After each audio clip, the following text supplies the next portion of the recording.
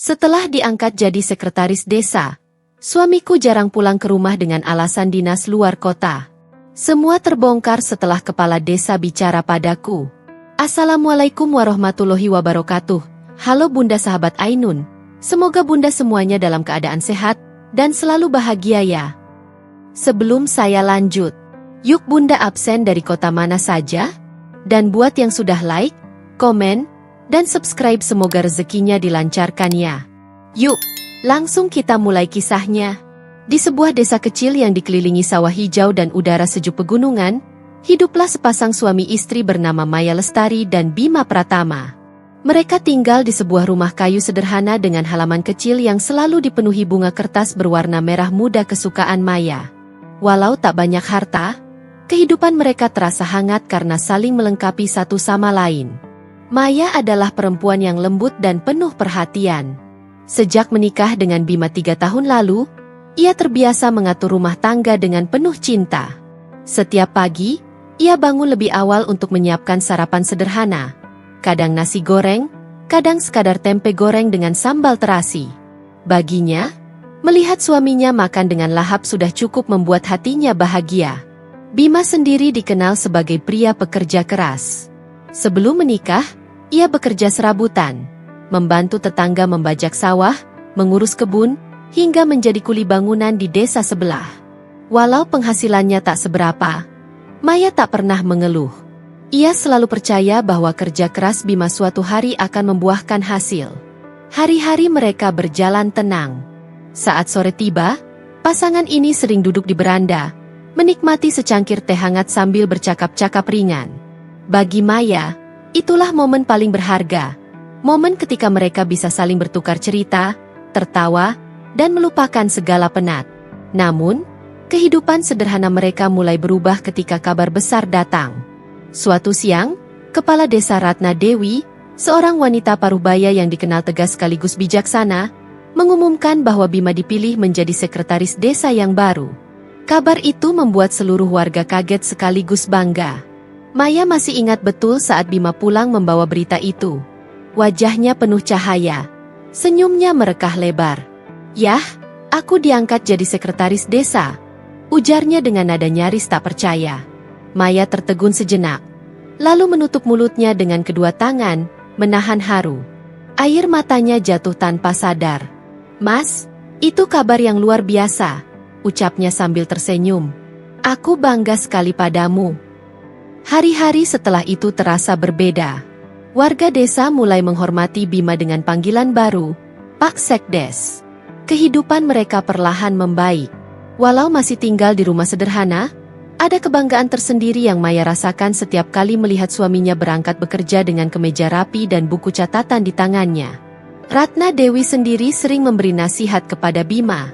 Ia menekankan bahwa jabatan bukanlah sekadar kedudukan, melainkan amanah.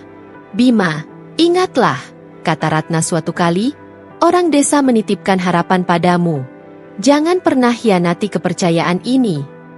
Bima mengangguk penuh hormat, dan Maya yang mendengar dari kejauhan semakin yakin bahwa suaminya memang pantas dipercaya. Malam itu, setelah semua tamu dan ucapan selamat reda, Maya duduk di samping Bima di beranda rumah. Lampu minyak temaram menerangi wajah mereka. "Mas, aku senang sekali. Aku yakin ini awal dari kehidupan yang lebih baik untuk kita," ucap Maya sambil menggenggam tangan suaminya. Bima menatap istrinya dengan mata berbinar. "Iya, ya, kita akan terus bersama-sama. Aku janji, jabatan ini akan kubawa dengan jujur, demi kita dan demi desa." Hati Maya bergetar mendengar janji itu. Ia tersenyum bahagia. Sama sekali tak menyangka bahwa kehidupan damai yang kini mereka jalani suatu hari akan diuji oleh rahasia kelam yang perlahan-lahan terkuak. Untuk saat ini, ia hanya ingin menikmati kebahagiaan itu. Sebuah awal kehidupan yang tampak begitu damai. Sejak resmi menjabat sebagai sekretaris desa, kehidupan Bima memang terlihat lebih sibuk. Awalnya, Maya merasa bangga ketika melihat suaminya begitu rajin menghadiri rapat, mengurus dokumen, bahkan ikut mendampingi Kepala Desa Ratna Dewi ke kecamatan. Namun perlahan, kesibukan itu mulai membawa perubahan yang terasa di rumah. Bima kini jarang sarapan bersama Maya. Jika dulu mereka selalu punya waktu duduk di meja makan kecil sambil bercanda, kini hampir setiap pagi Bima terburu-buru keluar rumah dengan alasan ada berkas yang harus segera diselesaikan. Maya hanya bisa menatap punggung suaminya yang semakin sering menghilang lebih awal, sambil berusaha menenangkan hatinya bahwa semua itu demi kebaikan mereka. Malam hari pun tak lagi sama. Jika dulu Bima pulang sebelum maghrib, kini ia sering datang ketika malam sudah larut. Tubuhnya tampak lelah, wajahnya penuh keringat, dan seringkali langsung rebah tanpa banyak bicara. Maya berusaha memahami, meski dalam hati ada sedikit perih yang tak terucap. "Mas, makan dulu ya. Aku sudah siapkan sup hangat," ucap Maya suatu malam ketika Bima baru saja masuk rumah. Namun Bima hanya menggeleng. "Aku capek sekali, yah, besok saja." Maya tersenyum tipis meski hatinya terasa hampa. Sup yang ia masak dengan penuh cinta tetap terhidang di meja, dingin menunggu yang tak kunjung menyentuhnya. Hari-hari berikutnya, perubahan itu makin terasa. Bima mulai lebih rapi dalam berpakaian. Ia kini sering membeli kemeja baru, memakai minyak wangi yang tidak biasa, bahkan memoles rambutnya dengan minyak pomade yang membuatnya tampak berbeda. Maya sempat heran, tapi ia hanya menanggapinya dengan doa. Semoga penampilan itu untuk menjaga wibawa di depan warga. Ada kalanya Maya mencoba mengajak bicara lebih dalam, tapi Bima selalu punya alasan. "Mas, akhir-akhir ini jarang sekali kita ngobrol. Aku kangen," kata Maya dengan nada pelan suatu malam. Bima hanya menatap sebentar lalu tersenyum singkat. "Maaf, yah, pekerjaan sedang menumpuk. Nanti kalau sudah agak longgar, kita bisa jalan-jalan ke kota." Jawaban itu membuat Maya terdiam. Ia ingin percaya, meski jauh di relung hatinya ada rasa sepi yang mulai tumbuh. Tetangga-tetangga pun mulai berbisik. Beberapa kali Maya mendengar celetukan samar ketika ia belanja di warung. "Sekarang Pak Bima sering pulang malam ya, Bu?" "Wajar sih, orang sudah jadi sekdes. Tapi kok sering terlihat di luar kota juga, ya?" Maya tersenyum menutupi rasa tak nyaman. Ia tidak ingin berpikir buruk. Dalam benaknya, ia selalu membela suaminya. Mungkin memang begitu tuntutan pekerjaannya. Batinnya mencoba meyakinkan diri. Namun, diam-diam Maya mulai sering duduk sendirian di beranda pada malam hari.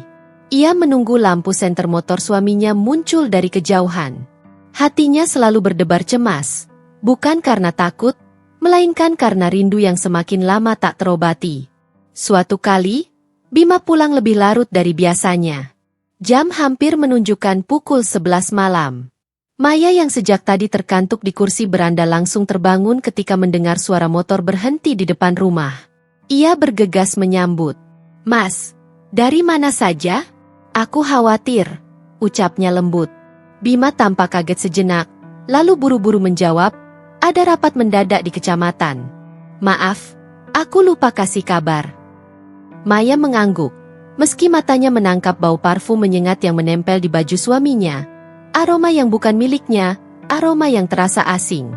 Maya kembali menahan tanya.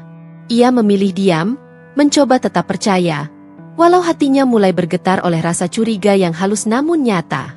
Malam itu, setelah Bima tertidur lelap, Maya duduk di sampingnya sambil menatap wajah suaminya yang tenang. Air matanya jatuh tanpa suara. "Ya Allah," doanya lirih. "Jika benar semua ini hanya karena pekerjaannya, kuatkanlah aku untuk sabar. Tapi jika ada yang lain, tolong lindungi rumah tanggaku." Perubahan kecil itu, yang awalnya dianggap wajar, mulai meretakkan kehidupan yang dulu terasa begitu damai. Pagi itu, udara desa terasa lebih dingin dari biasanya. Kabut masih menggantung di atas sawah, sementara suara ayam berkokok bersahutan. Maya baru saja selesai menyiapkan sarapan ketika Bima keluar dari kamar dengan sebuah koper kecil di tangannya. Wajahnya terlihat tegang, namun bibirnya berusaha membentuk senyum. "Maya, aku harus pergi ke kabupaten selama beberapa hari. Ada urusan penting dari kantor desa," ucapnya sambil menurunkan koper ke lantai. Maya menoleh cepat. Matanya membesar, hatinya langsung dicekam cemas.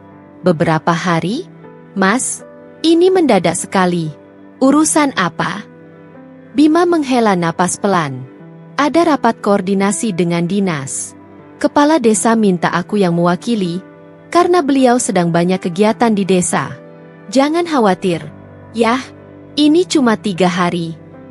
Maya menatap suaminya lama sekali.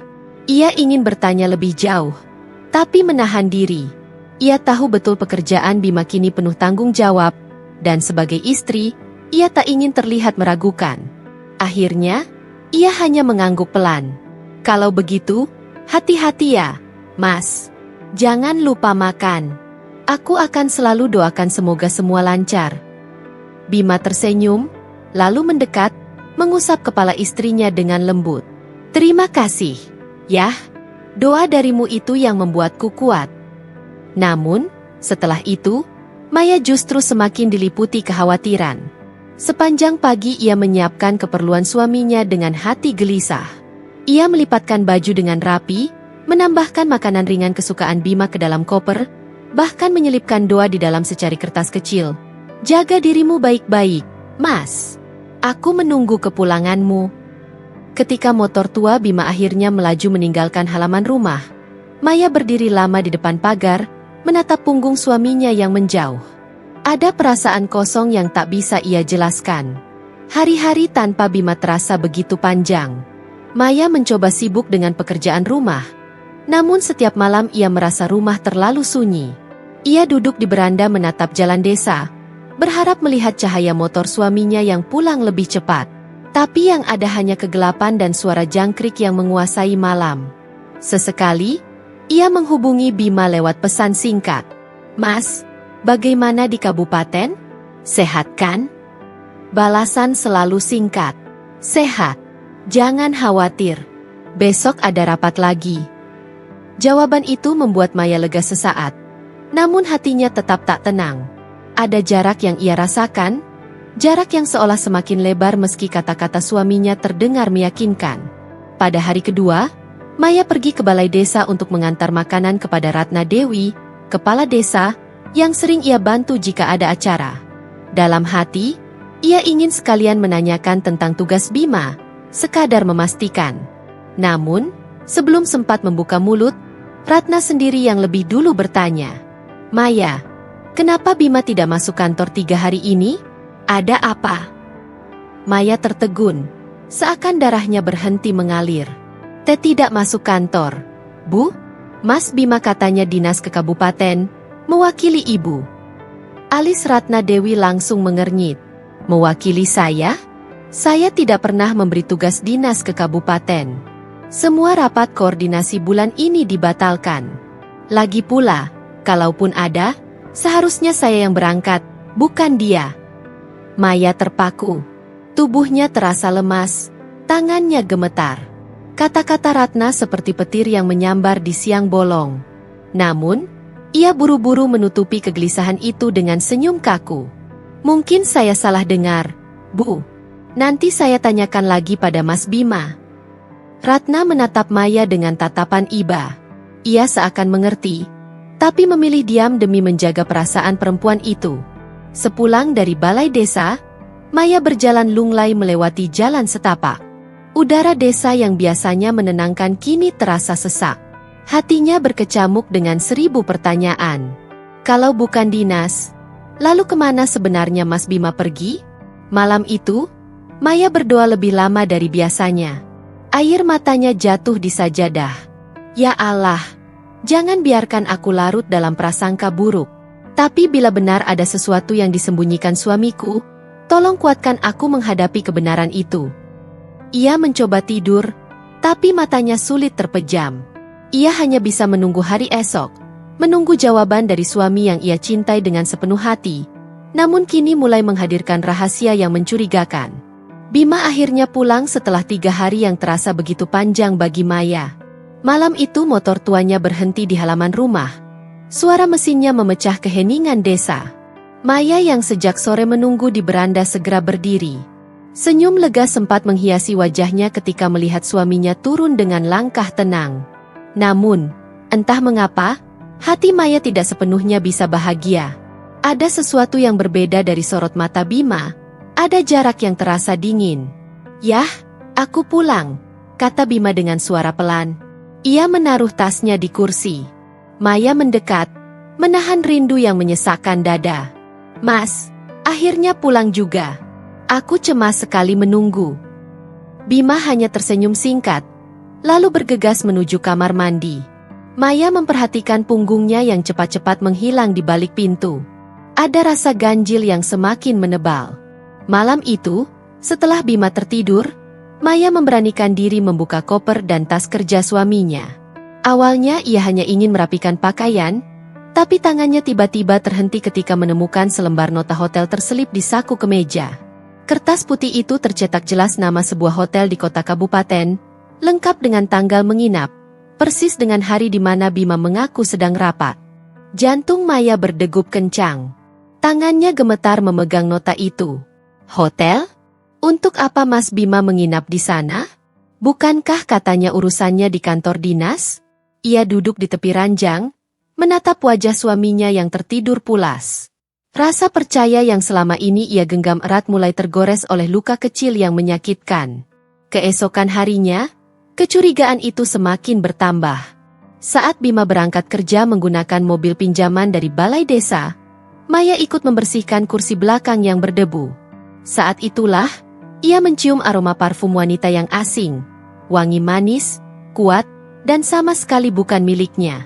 Maya tertegun, memejamkan mata sejenak. Ini bukan milikku.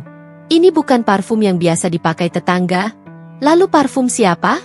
Ketika Bima pulang sore itu, Maya memberanikan diri bertanya. Mas, aku menemukan nota hotel di saku bajumu. Dan tadi, di mobil, ada wangi parfum wanita. Sebenarnya apa yang terjadi? Bima terdiam sejenak. Wajahnya menegang, lalu segera tertawa kecil. Seolah semua itu hal sepele. Oh, itu. Yah, jangan salah paham.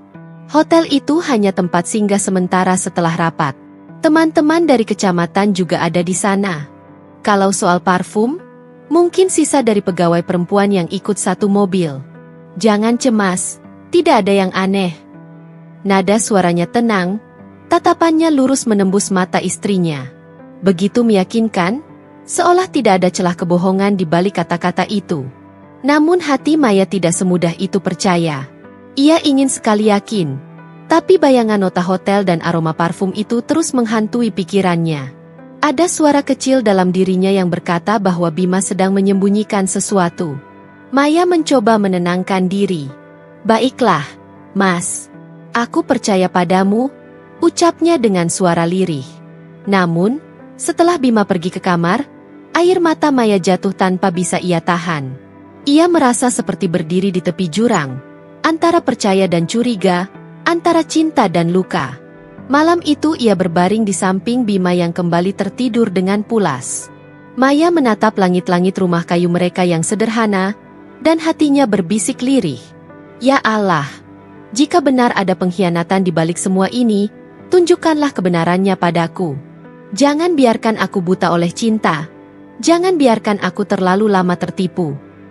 Di dalam hatinya, Maya mulai sadar, ini bukan lagi sekadar kesibukan pekerjaan. Ada sinyal pengkhianatan yang kian jelas, meski suaminya mampu berbohong dengan wajah penuh keyakinan. Hari-hari berikutnya terasa semakin berat bagi Maya. Ia masih menjalani rutinitas seperti biasa, menyapu halaman, menanak nasi, menjemur pakaian, namun hatinya terasa kosong. Senyum yang biasanya mudah terukir di wajahnya kini lebih sering hilang, terganti dengan tatapan kosong ke arah jalan desa yang sepi. Malam-malamnya semakin panjang. Saat Bima tidur lelap, Maya justru terjaga. Ia hanya bisa menatap punggung suaminya yang menghadap ke dinding, merasa ada jarak tak kasat mata yang semakin melebar di antara mereka.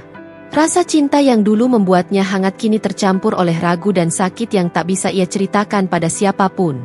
Hingga suatu sore, ketika matahari condong ke barat dan langit berwarna jingga keemasan, Maya memutuskan mengunjungi sahabat lamanya, Nadia. Mereka bersahabat sejak kecil, dan meski kini jarang bertemu karena kesibukan masing-masing, hati Maya selalu merasa ringan setiap kali bersama Nadia. Nadia menyambutnya dengan pelukan hangat. Maya, sudah lama sekali kita tidak duduk berdua seperti ini. Aku kangen sekali, katanya sambil mengajak Maya masuk ruang tamu rumahnya. Maya tersenyum tipis. Aku juga kangen, Nat. Rasanya sudah lama aku tidak bisa bicara lega dengan siapapun. Mereka duduk berdua di sofa sederhana. Nadia, dengan mata tajamnya yang penuh perhatian, segera menyadari bahwa ada sesuatu yang berbeda dari sahabatnya. Maya, kamu kelihatan murung. Ada apa?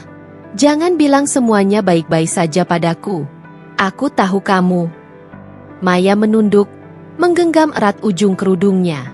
Hatinya berperang. Ia ingin sekali melepaskan beban, tapi ia juga tahu menjaga aib rumah tangga adalah kewajiban. Akhirnya, ia hanya berkata, aku, akhir-akhir ini sering merasa kosong, Nat. Seperti ada yang hilang dalam hidupku. Aku merasa tidak lagi punya tempat di hati suamiku. Nadia menatapnya penuh simpati. Maya, kamu jangan memendam sendiri. Kalau memang ada masalah dengan Bima, bicarakan. Jangan dibiarkan sampai merusak hatimu. Air mata Maya menetes perlahan. Ia buru-buru menyekanya dengan punggung tangan. Aku takut, Nat. Aku takut kalau aku benar-benar membuka mulut, semuanya akan runtuh. Aku tidak mau orang tahu rumah tanggaku retak. Aku hanya ingin tetap percaya. Nadia meraih tangan sahabatnya, menggenggam erat. Aku mengerti. Kamu ingin menjaga nama baik keluarga. Tapi Maya, jangan sampai kamu hancur di dalam karena menutupi luka. Aku tidak butuh semua detailnya. Aku hanya ingin kamu tahu, aku ada untukmu. Kapanpun kamu butuh teman menangis atau sekadar bercerita, aku siap. Ucapan itu membuat Maya semakin sulit menahan tangis. Ia akhirnya menunduk, bahunya bergetar. Untuk pertama kalinya, ia membiarkan dirinya menangis di pelukan sahabat. Namun tetap saja, ia tidak menceritakan tentang nota hotel, parfum asing, atau kebohongan Bima. Semua itu ia simpan rapat-rapat, seolah luka terselubung yang hanya bisa ia rasakan sendiri. Setelah tangisnya reda, Maya tersenyum hambar. Terima kasih, Nat. Bicara denganmu saja sudah membuatku lebih tenang. Nadia membelai bahu Maya dengan lembut. Kamu kuat, Maya. Tapi jangan terlalu lama menyiksa dirimu sendiri. Ingat, tidak semua beban harus kamu pikul sendirian. Saat malam tiba dan Maya berjalan pulang, kata-kata Nadia masih terngiang di kepalanya. Ia menatap langit gelap bertabur bintang, merasa dirinya sekecil titik cahaya yang hampir padam. Aku kuat, tapi sampai kapan aku bisa menahan ini semua? Batinnya lirih. Maya tahu, luka yang ia pendam semakin dalam. Dan meski ia berusaha menyembunyikannya, luka itu mulai menggerogoti hatinya perlahan-lahan. Hari-hari di rumah Maya kini bagai panggung sandiwara. Bima masih berusaha bersikap manis ketika ada tetangga atau keluarga yang datang, menampilkan wajah suami penuh tanggung jawab, ramah, dan hangat. Namun di balik itu, ada sesuatu yang berubah dalam sorot matanya. Ada kilatan rahasia yang semakin sulit disembunyikan. Maya mulai jeli memperhatikan. Ia melihat bagaimana suaminya kini lebih sering menempel pada telepon genggamnya. Dulu, Bima hanya sesekali membuka pesan singkat, sekadar urusan kerja atau kabar dari perangkat desa. Tapi sekarang, hampir setiap waktu, ponselnya seolah tak pernah lepas dari genggaman. Suatu malam, saat mereka duduk di ruang tamu, Maya memperhatikan dengan sudut mata. Bima tersenyum-senyum sendiri. Matanya berbinar, jarinya lincah mengetik di layar ponsel. Senyum itu bukan senyum biasa. Bukan senyum seorang pria yang sekadar membaca berita atau balasan dari rekan kerja. Itu adalah senyum penuh rasa. Senyum yang hanya muncul ketika hati tengah dimabuk cinta. Mas, senyum-senyum sendiri. Lagi baca apa? Tanya Maya lembut, mencoba terdengar wajar. Bima sontak terkejut, buru-buru mematikan layar ponsel. Ah, ini cuma pesan dari teman kantor. Tidak penting. Ia menyelipkan ponsel ke dalam saku, lalu berusaha mengalihkan perhatian. Kamu sudah makan, ya? Nanti sakit kalau lupa. Maya hanya mengangguk, meski dadanya terasa sesak. Ia hafal betul cara Bima bicara ketika sedang menutupi sesuatu. Dan malam itu, untuk pertama kalinya, Maya mulai berani menyebut nama yang hanya pernah ia dengar sekilas dari gosip warga. Siska Andini, seorang perempuan muda yang bekerja di salah satu toko pakaian di kota. Nama itu berulang kali muncul dalam bisik-bisik tetangga. Katanya Pak Sekdes sering terlihat bersama Siska, tapi Maya selalu menepisnya. Ia menutup telinga rapat-rapat. Namun kini, melihat senyum suaminya di depan matanya sendiri, Maya merasa dinding pertahanannya runtuh sedikit demi sedikit. Beberapa hari kemudian, ketika Bima mandi, Maya memberanikan diri membuka ponsel suaminya yang tergeletak di meja. Jantungnya berdegup kencang, tangannya gemetar. Ia tahu apa yang ia lakukan berisiko melukai dirinya sendiri, tapi rasa penasaran lebih kuat daripada ketakutannya. Layar terbuka, dan di sana, percakapan dengan nama Siska Andini terpampang jelas. Maya membaca kata-kata yang membuat dadanya perih. Aku rindu kamu, Mas. Jangan lama-lama sibuk, ya? Tenang, sayang. Nanti malam aku usahakan ketemu. Mata Maya basah. Nafasnya tercekat. Dunia seolah berputar di hadapannya. Ketika Bima keluar dari kamar mandi, Maya buru-buru menutup ponsel dan menaruhnya kembali. Ia berusaha menahan air mata, menampilkan wajah tenang, seolah tidak terjadi apa-apa. Namun suaranya bergetar ketika berkata, Mas, aku buatkan teh hangat, ya? Sejak saat itu, setiap senyum Bima di depan ponselnya bukan lagi misteri bagi Maya. Ia tahu persis kepada siapa senyum itu ditujukan. Namun, alih-alih langsung mengamuk atau menuntut penjelasan, Maya memilih diam. Ia berpura-pura tidak tahu, meski hatinya hancur berkeping-keping. Ia masih menata meja makan, masih menyiapkan pakaian kerja Bima, masih menunggu kepulangannya di beranda, meski setiap detik terasa seperti siksaan. Di balik sikap diamnya, Maya sedang menyusun kekuatan. Ia sadar, kepura-puraan ini rapuh, tapi ia belum siap merobohkan semuanya. Ia ingin melihat sampai sejauh mana suaminya berani bermain dengan kebohongan. Malam itu, saat Bima kembali larut dengan alasan rapat dadakan, Maya duduk di kamar sendirian. Ia memandangi bayangan dirinya di cermin. Wajahnya pucat, matanya bengkak, tapi ada api kecil menyala dalam sorotnya. Kalau ini memang jalan yang harus aku tempuh, bisiknya pada diri sendiri, aku akan hadapi. Aku tidak boleh terus tertipu. Cepat atau lambat, kebenaran akan terbuka dengan sendirinya. Dan di balik keheningan malam desa, Maya sadar, kepura-puraan yang mereka jalani sudah diambang keruntuhan. Hanya menunggu waktu sebelum segalanya meledak ke permukaan. Siang itu, rumah Maya terasa hening. Angin berhembus pelan, membawa suara ayam tetangga yang berkokok dari kejauhan. Maya duduk di ruang tamu, merajut syal kecil sambil menatap kosong. Pikirannya melayang-layang, berusaha menguatkan hati setiap kali teringat wajah Bima yang semakin jauh. Tiba-tiba, terdengar suara ketukan pintu. Maya bangkit dan membukanya. Di depan pintu berdiri Ratna Dewi, kepala desa yang dihormati, dengan raut wajah serius. Seorang perangkat desa muda ikut berdiri di belakangnya. Assalamualaikum, Maya, sapa Ratna dengan suara tegas namun tetap sopan. Waalaikumsalam, Ibu Ratna, silakan masuk, jawab Maya gugup. Ia buru-buru mempersilakan tamunya duduk di ruang tamu. Ratna menatap sekeliling rumah sederhana itu, lalu menatap Maya dengan sorot mata penuh pertanyaan. Setelah hening sejenak, Ratna akhirnya membuka percakapan. Maya, saya ingin menanyakan sesuatu. Sudah 3 hari ini Bima tidak masuk kerja di kantor desa. Awalnya saya pikir dia izin ke kabupaten, tapi setelah saya cek, tidak ada kegiatan yang melibatkan dirinya.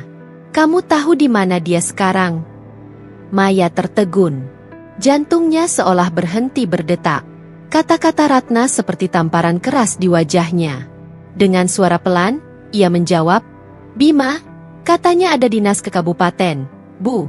Dia pamit 3 hari lalu. Ratna mengernyitkan dahi. Dinas? Tidak ada surat tugas yang diajukan. Semua urusan kabupaten saya yang mengurus sendiri. Bahkan hari ini saya baru kembali dari rapat di sana, dan jelas tidak ada kegiatan yang menyebut nama Bima. Maya, kamu yakin dia bilang dinas? Maya merasa tubuhnya gemetar. Tangannya yang menggenggam ujung syal ikut bergetar. Dalam hatinya, potongan-potongan curiga yang selama ini ia pendam mendadak menyatu, membentuk sebuah kebenaran pahit. Iya, Bu, dia bilang begitu. Saya juga tidak tahu banyak, jawab Maya, matanya mulai berkaca-kaca. Ratna menghela napas panjang. Wajahnya terlihat kecewa. Maya, saya tidak ingin ikut campur urusan rumah tangga kalian. Tapi sebagai kepala desa, saya bertanggung jawab atas anak buah saya. Apalagi, jabatan Bima ini adalah amanah yang besar. Kalau benar dia berbohong soal dinas, itu bukan hanya mencoreng dirinya, tapi juga mencoreng kantor desa. Maya terdiam. Air matanya jatuh tanpa bisa ia bendung. Ia menunduk, menutupi wajah dengan tangan. Ratna yang biasanya tegas, kali ini terlihat sedikit melunak. Ia menyentuh bahu Maya dengan lembut. Maya, saya tahu kamu wanita yang kuat, tapi saya harus jujur, tanda-tanda ini tidak bisa diabaikan. Kamu harus bersiap menghadapi kenyataan, sekeras apapun itu. Kata-kata Ratna menusuk hingga ke dasar hati Maya. Perasaan hancur itu semakin menjadi-jadi. Ia teringat nota hotel di saku Bima, aroma parfum asing di mobil, dan senyum-senyum rahasia yang pernah ia lihat di wajah suaminya. Semua seakan saling menjawab. Perangkat desa yang tadi ikut datang menambahkan, kemarin ada warga yang bilang sempat melihat Pak Bima di kota kabupaten. Tapi, bukan dengan pegawai desa, melainkan dengan seorang wanita. Saya tidak tahu siapa, mungkin salah lihat. Tapi, cukup, potong Ratna tegas, menatap anak buahnya agar tidak memperpanjang. Namun kata-kata itu sudah cukup untuk menghancurkan benteng terakhir yang Maya bangun dalam hatinya. Ia merasa seluruh tubuhnya kehilangan tenaga. Ratna berdiri, bersiap pamit. Maya, kalau Bima pulang, suruh dia segera menghadap saya di kantor desa. Saya ingin mendengar penjelasannya langsung. Dengan langkah mantap, Ratna keluar dari rumah, meninggalkan Maya yang masih duduk terpaku di kursi dengan wajah pucat. Begitu pintu tertutup, tangisan Maya pecah. Ia menutup wajah dengan kedua tangan, dadanya terasa sesak. Semua kepura-puraan Bima kini mulai runtuh di depan mata. Ia sadar, kebohongan itu bukan lagi sekadar firasat, melainkan kenyataan yang tidak bisa ia elakkan. Maya menggenggam erat syal yang tadi ia rajut. Benang yang masih terurai seakan menjadi lambang kehidupannya.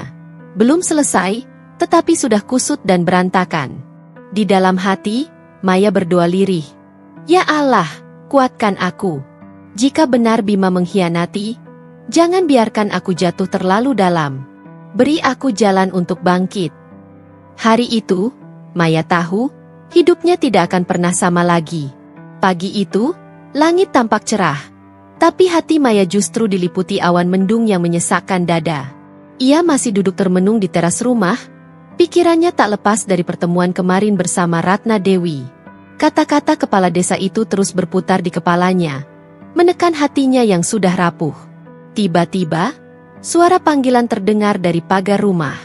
Pak Jatmiko, tetangga yang sudah dianggap seperti paman sendiri, berdiri dengan wajah gelisah. Maya, boleh saya bicara sebentar? Tanyanya hati-hati. Maya berdiri dan mempersilakannya masuk.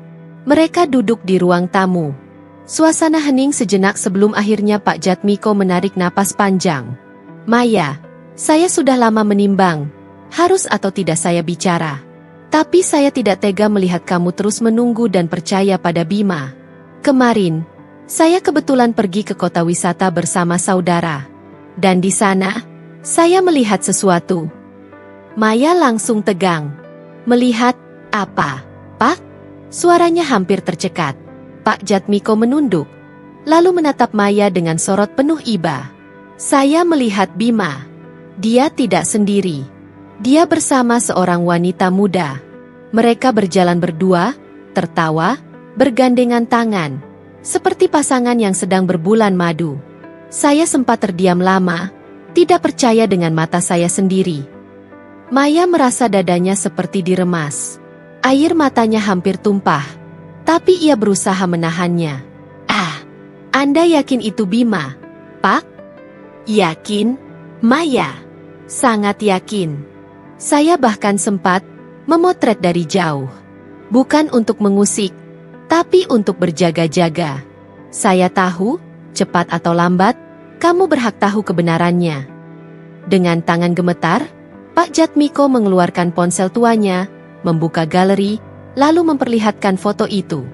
Di layar kecil itu terlihat jelas Bima, mengenakan kemeja kasual yang pernah Maya setrika dengan tangannya sendiri. Wajahnya berseri-seri, senyum lebarnya diarahkan pada seorang wanita cantik dengan gaun bunga-bunga, Siska Andini. Maya mengenalnya. Siska adalah wanita dari desa sebelah, dulu sering datang ke balai desa dengan berbagai alasan. Pandangan Maya kabur, air matanya jatuh tanpa bisa ditahan. Foto itu seperti belati yang menusuk jantungnya. Pak Jatmiko menunduk, suaranya lirih. Maafkan saya, Maya. Tapi lebih baik kamu tahu dari sekarang, daripada terus dibohongi. Belum sempat Maya menenangkan diri, sore itu Ratna Dewi datang kembali, kali ini dengan raut wajah lebih tegas dari sebelumnya. Ia membawa sebuah amplop coklat. Maya, saya baru saja mendapat kiriman dari kenalan di kabupaten. Ujarnya tanpa basa-basi. Ia membuka amplop itu dan mengeluarkan beberapa lembar foto cetak. Maya membeku. Foto-foto itu sama persis dengan yang ditunjukkan Pak Jatmiko tadi, hanya saja lebih banyak dan lebih jelas. Ada Bima dan Siska makan malam di restoran, berfoto di depan villa mewah, bahkan naik perahu kecil di danau wisata. Mereka tidak tahu kalau ada warga yang mengenal Bima ikut dalam rombongan wisata yang sama. Semua foto ini sampai ke tangan saya karena ada yang tidak rela melihat pejabat desa mempermalukan jabatannya. Jelas Ratna dengan nada penuh kekecewaan. Maya menggenggam erat ujung bajunya, tubuhnya gemetar. Jadi, selama ini, semua alasan dinas itu bohong. Ratna menatapnya dalam-dalam. Iya, Maya. Saya tahu ini pahit, tapi kamu tidak boleh menutup mata lagi. Bima jelas berselingkuh dengan Siska. Dan sebagai atasannya, saya akan mengambil langkah tegas di kantor desa. Tapi sebagai seorang wanita, saya ingin kamu bersiap, karena badai ini akan langsung menghantam kehidupanmu. Tangisan Maya akhirnya pecah. Ia menutup wajahnya, tubuhnya bergetar hebat. Semua kebohongan yang ia pertahankan selama berbulan-bulan runtuh hanya dalam sekejap. Pak Jatmiko berusaha menenangkan. Sabar, nak. Kamu perempuan kuat. Jangan biarkan kebohongan ini menghancurkan dirimu. Maya mengangkat wajahnya perlahan, matanya bengkak dan merah. Di balik hancurnya hati, ada secercah api kecil yang mulai menyala. Bukan lagi api cinta, tapi api kesadaran. Ia berbisik pada dirinya sendiri. Cukup, aku tidak akan membiarkan diriku terus dipermainkan. Jika kebenaran ini sudah terbuka, aku harus berdiri, meski sendirian. Hari itu, di ruang tamu rumah sederhana itu, Maya resmi menghadapi kenyataan pahit. Suaminya bukan lagi lelaki yang ia kenal dulu. Semua topeng Bima telah runtuh, digantikan wajah asli seorang pengkhianat. Malam itu, rumah Maya seakan diliputi keheningan yang mencekam. Hanya suara detak jam dinding yang terdengar, seolah menghitung waktu menuju perpisahan. Setelah semua bukti perselingkuhan Bima terbongkar, Maya tidak bisa lagi tidur nyenyak. Matanya sembab, tubuhnya lelah, tapi pikirannya terus berputar. Ia menatap foto pernikahannya yang tergantung di dinding ruang tamu. Foto itu memamerkan senyum lebar Maya dan Bima, sepasang pengantin sederhana yang kala itu dipenuhi harapan. Namun kini, senyum dalam bingkai itu terasa seperti ironi, sebuah kebahagiaan yang ternyata hanya sementara. Keesokan harinya, Arif Hidayat, adik laki-laki Maya, datang. Pemuda itu sudah lama mencurigai perubahan sikap kakak iparnya, tapi ia menahan diri karena tidak ingin melukai perasaan kakaknya. Begitu ia mendengar cerita lengkap dari Maya, wajahnya memerah menahan emosi. Kak, cukup. Dia sudah mempermainkan perasaanmu terlalu lama. Kamu tidak boleh terus menunggu seseorang yang jelas-jelas mengkhianati. Aku tidak rela melihatmu terus tersiksa begini, ucap Arif dengan suara bergetar. Maya menunduk, air mata jatuh ke pangkuannya. Arif, aku masih sulit menerima. Bagaimanapun, Bima pernah jadi bagian hidupku. Aku mencintainya dengan sepenuh hati. Arif menggenggam tangan kakaknya erat. Justru karena kakak mencintainya, kakak terluka sedalam ini. Tapi cinta tidak seharusnya membuat seseorang hancur. Percayalah, Kak. Kamu masih punya aku. Kamu masih punya ibu. Seakan menjawab, pintu rumah terbuka. Bu Sulastri, Ibunda Maya, masuk dengan langkah pelan. Rambutnya yang mulai memutih tergerai dari kerudung lusuh yang ia kenakan. Wajah tuanya penuh gurat kekhawatiran. Anakku, suara Bu Sulastri lirih. Ibu sudah dengar semuanya. Sungguh, hati ibu ikut sakit. Tapi, Maya, kamu harus ingat, harga dirimu jauh lebih berharga daripada mempertahankan seseorang yang tidak setia. Maya memeluk ibunya erat-erat, tangisnya pecah di pelukan itu. Bu, aku takut. Aku takut sendirian. Aku takut tidak bisa melanjutkan hidup tanpa dia. Bu Sulastri membelai rambut putrinya dengan lembut. Kamu tidak sendirian, Nak. Ada ibu. Ada Arif. Ada orang-orang yang masih tulus menyayangimu. Ingatlah, pernikahan adalah ikatan suci. Jika dia yang merusaknya, bukan kamu yang salah. Biarlah Allah yang kelak membalas perbuatannya. Hari itu, keputusan besar mulai tumbuh dalam hati Maya. Butuh waktu, air mata, dan dorongan dari orang-orang terdekatnya untuk akhirnya ia berani berkata, cukup. Beberapa hari kemudian, Bima pulang ke rumah. Wajahnya lelah, tapi matanya masih menampakkan kesombongan. Ia mencoba tersenyum seakan tidak ada yang terjadi. Maya, maaf aku baru pulang. Ada banyak urusan. Jangan berbohong lagi, Bima, potong Maya dengan suara lantang. Ia berdiri tegak, menatap suaminya dengan mata yang penuh luka sekaligus ketegasan. Aku sudah tahu semuanya. Tentang kamu, tentang Siska, tentang liburan itu. Bima terdiam, wajahnya berubah pucat. Ia mencoba mencari alasan, tapi tatapan Maya yang penuh keyakinan menghentikan semua kata. Aku sudah cukup lama hidup dalam kebohonganmu, lanjut Maya. Tapi tidak lagi. Aku tidak bisa mempertahankan pernikahan yang hanya menyisakan luka dan penghinaan. Mulai hari ini, aku ingin kita berpisah. Bima terkejut. Maya, jangan gegabah. Kamu tidak tahu apa yang kamu katakan. Semua ini hanya salah paham. Tidak, Bima. Arif yang sejak tadi berdiri di belakang kakaknya maju ke depan. Suaranya meledak. Kami punya bukti. Jangan lagi merendahkan kakakku dengan kebohonganmu. Kalau kamu lelaki, akui saja perselingkuhanmu. Bu Sulastri ikut berdiri, meski tubuhnya renta. Bima, kamu sudah menghancurkan rumah tangga anakku. Jangan lagi kau tambah luka dengan pura-pura tidak bersalah. Bima terdiam. Wajahnya tak lagi bisa menyembunyikan kebohongan. Ia menunduk, lalu membuang muka. Maya menarik napas panjang, menahan tangis terakhirnya. Dengan suara yang pelan tapi tegas, ia berkata, aku akan mengurus perceraian kita. Aku tidak ingin hidupku berakhir dalam kepalsuan. Pergilah, Bima. Bawalah cintamu pada Siska. Tapi jangan pernah kembali, karena aku tidak akan menunggumu lagi. Ruangan itu hening. Bima tidak mampu berkata apapun. Ia hanya mengambil jaketnya, lalu melangkah keluar dengan wajah yang sulit terbaca. Saat pintu tertutup, Maya jatuh terduduk, menangis sejadi-jadinya. Arif dan Bu Sulastri segera memeluknya. Meski hatinya hancur berkeping-keping, keputusan itu membuat Maya merasakan sesuatu yang baru, sebuah kelegaan. Untuk pertama kalinya setelah sekian lama, ia memilih dirinya sendiri. Hari itu, Maya resmi memulai jalan panjang menuju kebebasan.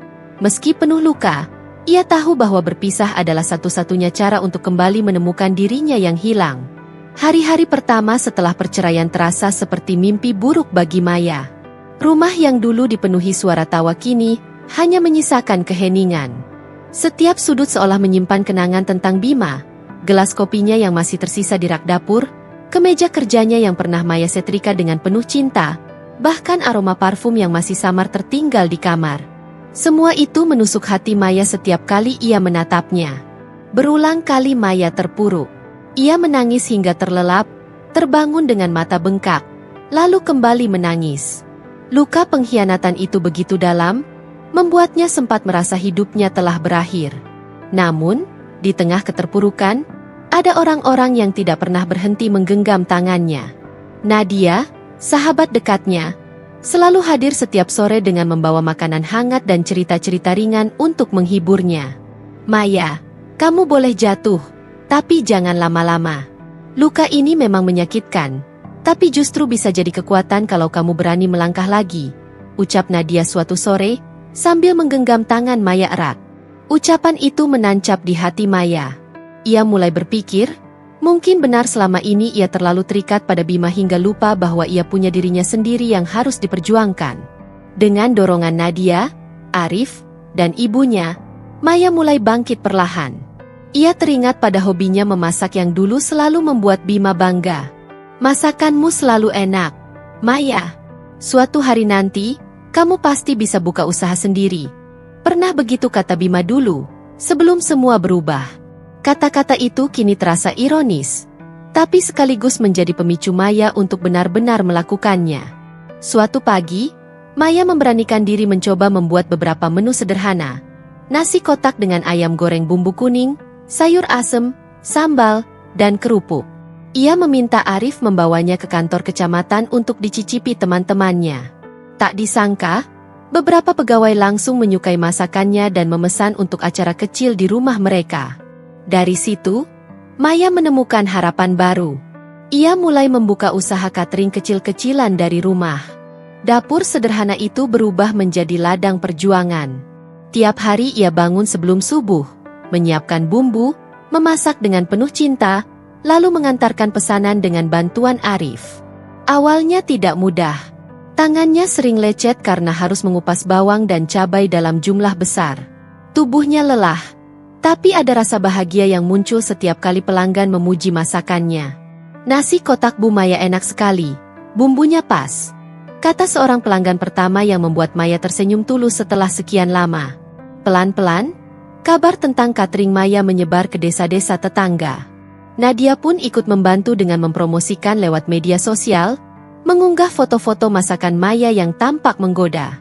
Suatu malam, saat semua pesanan sudah selesai diantarkan, Maya duduk di teras rumah bersama ibunya. Bu Sulastri menatap putrinya dengan bangga.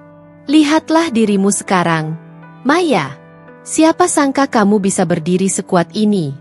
Ibu tahu luka itu masih ada, tapi kamu berhasil menjadikannya sumber kekuatan. Maya tersenyum samar, menatap langit malam yang bertabur bintang.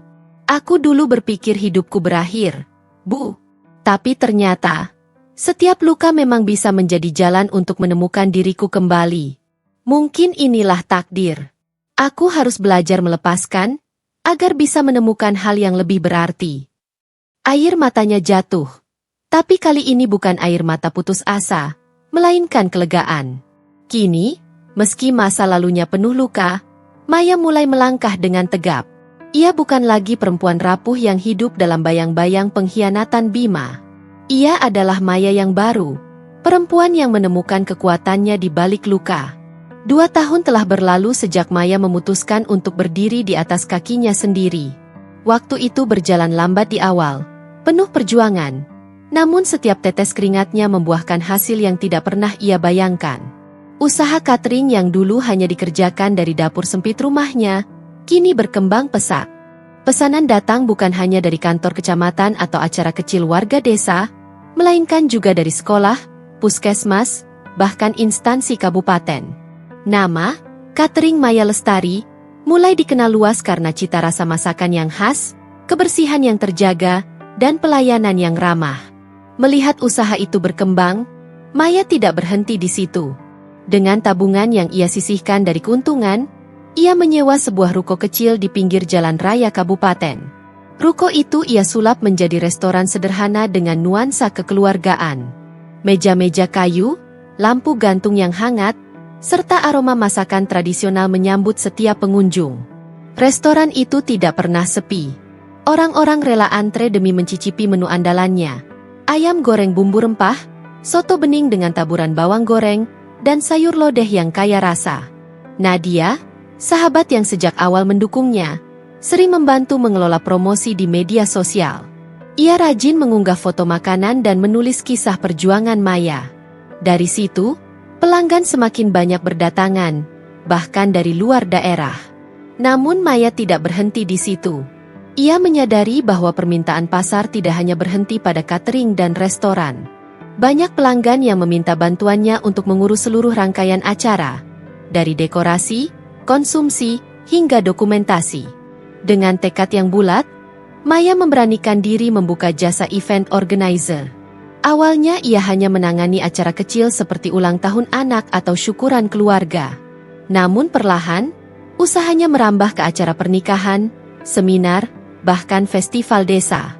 Kreativitas dan ketelitiannya membuat banyak orang puas dengan hasil kerjanya. Suatu malam, setelah sebuah acara besar berjalan sukses, Maya duduk di kantor kecilnya yang baru direnovasi. Di meja kerjanya tergeletak beberapa kontrak kerjasama, kalender penuh jadwal acara, serta laporan keuangan yang menunjukkan peningkatan signifikan. Arif, adiknya, masuk sambil membawa 2 gelas teh hangat.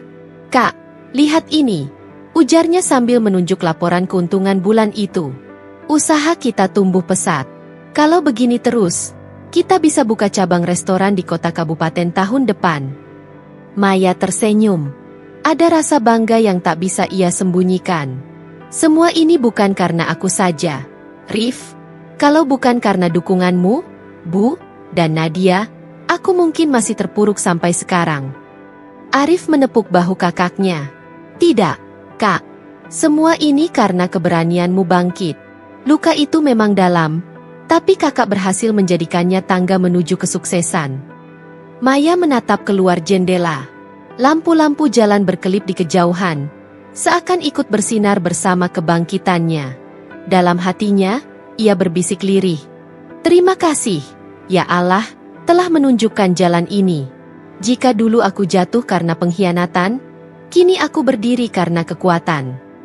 Kisah Maya kini telah berubah. Dari seorang perempuan yang hancur karena dikhianati, ia menjelma menjadi sosok pengusaha sukses yang disegani. Namanya mulai dikenal bukan hanya di desa, tapi juga di kabupaten dan kota. Banyak orang menjadikannya inspirasi, terutama kaum perempuan yang pernah merasa tak berdaya. Namun, di balik kesuksesan itu, Maya tidak lupa, semua ini berawal dari luka. Luka yang kini menjadi kekuatan. Luka yang menuntunnya menemukan dirinya yang sejati. Hari-hari Bima kini tak lagi sama. Dahulu, ia terbiasa berangkat pagi dengan penuh gengsi, berseragam rapi, dan disambut hormat oleh staf kantor desa. Kini, ia hanya terbangun di kamar kontrakan pengap dengan lantai semen retak, pakaian kusut tergantung di kursi, dan meja kecil yang penuh dengan tumpukan kertas penagihan. Kabar pemecatannya menyebar cepat. Bima itu indisipliner. Banyak alasan dinas keluar kota padahal malah keluyuran. Begitu bisik-bisik warga desa. Reputasinya hancur. Tidak ada lagi yang menaruh hormat, bahkan teman-teman lamanya perlahan menjauh. Siska yang dulu selalu tampil anggun di sisinya, sudah tak pernah terlihat lagi. Setelah Bima kehilangan jabatan dan penghasilan, perempuan itu pergi tanpa jejak, kabarnya ikut pria lain yang lebih mapan. Bima ditinggalkan begitu saja, seolah ia hanyalah batu loncatan. Di sisi lain, kehidupan Maya berbanding terbalik. Rumah baru yang ia beli di perumahan elit sederhana selalu ramai dengan tawa. Ibunya kini bisa menikmati hari tua tanpa harus khawatir tentang biaya. Arif membantu mengurus bisnis, sementara Nadia selalu hadir sebagai sahabat setia. Restoran Maya bahkan sudah membuka cabang kedua, dan jasa event organizer-nya mendapat kontrak besar dari pemerintah kabupaten. Suatu sore, Maya duduk di teras rumah barunya. Ia memandangi halaman kecil yang ditanami bunga mawar merah jambu, sembari menyeruput teh hangat buatan ibunya. Dari jauh, tampak seorang pria lusuh berjalan tertatih, wajahnya tirus, matanya sayu. Itu Bima. Ia mendekat dengan langkah berat, menunduk dalam-dalam ketika sampai di depan pagar. "Maya?" Suaranya parau, hampir tak terdengar. Aku butuh bantuanmu." Maya menatapnya lama, tanpa emosi berlebihan. Hatinya sempat bergetar, mengingat bagaimana dulu lelaki ini pernah menjadi suaminya, sekaligus orang yang menghancurkan hidupnya. Namun luka itu kini telah sembuh. Ia sudah terlalu jauh melangkah untuk kembali terjebak dalam pusaran masa lalu. Aku tidak bisa membantumu, Bima, ucap Maya tenang.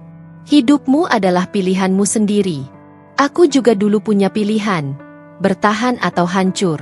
Dan aku memilih bangkit. Bima terdiam. Air matanya jatuh tanpa bisa ditahan. Rasa malu menyesakkan dadanya. Semua kesombongan yang pernah ia miliki kini tak ada artinya. Maya berdiri, menegakkan tubuhnya, lalu berkata dengan nada mantap, "Balasku padamu bukan dengan kebencian, tapi dengan kesuksesan. Kau lihat sendiri sekarang, siapa yang benar-benar menang."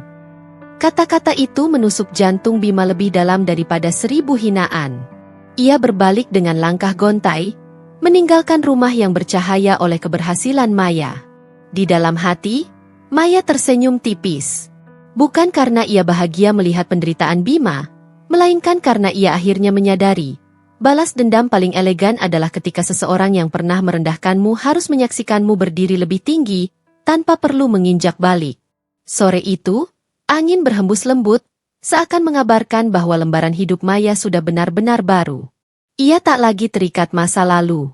Yang ada kini hanyalah jalan panjang menuju masa depan yang lebih cerah. Hari itu, aula Balai Kabupaten dipenuhi tamu undangan. Acara besar yang digelar pemerintah daerah adalah pameran wirausaha perempuan inspiratif, sebuah ajang untuk memberi penghargaan kepada para pelaku usaha yang mampu menggerakkan ekonomi lokal. Maya Lestari menjadi salah satu nama yang diumumkan sebagai penerima penghargaan. Dengan gaun sederhana berwarna biru tua dan hijab elegan yang ia kenakan, Maya melangkah ke panggung dengan penuh wibawa. Tepuk tangan riuh menggema dari setiap sudut ruangan. Sosoknya yang dulu hanyalah ibu rumah tangga sederhana kini tampil sebagai pengusaha sukses, perempuan mandiri yang tak hanya menghidupi keluarganya, tapi juga membuka lapangan kerja bagi banyak orang. "Perjalanan saya tidak mudah," kata Maya saat memberikan sambutan. Suaranya bergetar namun tegas. "Saya pernah jatuh, dikhianati, bahkan hampir kehilangan segalanya. Tapi dari situlah saya belajar bahwa harga diri seorang perempuan tidak boleh ditentukan oleh siapa yang mendampinginya, melainkan oleh keberanian dan keteguhan dirinya sendiri." Tepuk tangan kembali bergemuruh. Beberapa tamu terlihat terharu, termasuk Ratna Dewi, kepala desa yang dulu memberi kepercayaan pada Bima. Ia tersenyum bangga, menatap Maya dengan rasa hormat yang tulus. Namun di barisan belakang ruangan, seseorang berdiri dengan wajah menunduk. "Bima." Ia datang tanpa diundang, hanya sekadar ingin melihat bagaimana mantan istrinya kini berdiri di puncak keberhasilan. Tubuhnya tampak lebih kurus, wajahnya pucat, dan sorot matanya penuh penyesalan. Bima tidak berani mendekat. Hanya dari jauh ia menyaksikan Maya menerima penghargaan itu, mendengarkan kata-kata yang menusuk hatinya. Semua pengkhianatan yang ia lakukan kini kembali padanya dalam bentuk penyesalan yang tak terampuni. Setelah acara usai, Maya keluar dari aula. Udara sore menyambutnya dengan sejuk. Di depan pintu, Bima berdiri kaku. Ia mencoba membuka suara, namun kata-kata terhenti di tenggorokannya. Maya menatapnya sejenak, lalu tersenyum tipis. "Aku sudah memaafkanmu, Bima. Tapi maaf bukan berarti aku akan kembali. Hidupku sudah berbeda sekarang. Aku bahagia dengan caraku sendiri." Bima menunduk, tidak bisa membalas apapun. Maya melangkah pergi dengan langkah mantap, meninggalkan bayangan masa lalu yang sudah lama mati. Di luar gedung, ibunya, Bu Sulastri, dan adiknya, Arif, menunggu. Mereka menyambut Maya dengan pelukan hangat. Nadia pun hadir. Matanya berbinar penuh kebanggaan. "Lihat, Mei," ucap ibunya lirih, "kau sudah membuktikan segalanya. Kau berdiri di sini bukan karena siapa-siapa, tapi karena dirimu sendiri." Maya tersenyum, menatap langit senja yang perlahan berwarna jingga. Ada rasa syukur mendalam dalam hatinya. Bukan lagi karena harta, bukan pula karena penghargaan, melainkan karena ia akhirnya menemukan arti sejati dari harga diri seorang perempuan. Bima mungkin pernah menghancurkannya, Tapi dari puing-puing itulah Maya membangun dirinya kembali. Dan kini, ia berdiri tegak, lebih kokoh dari sebelumnya. Hari itu, Maya menutup lembaran lama hidupnya. Ia telah menang, bukan dengan balas dendam, melainkan dengan menunjukkan bahwa perempuan yang kuat tidak akan pernah hancur oleh pengkhianatan. Itulah kemenangan harga diri yang sesungguhnya.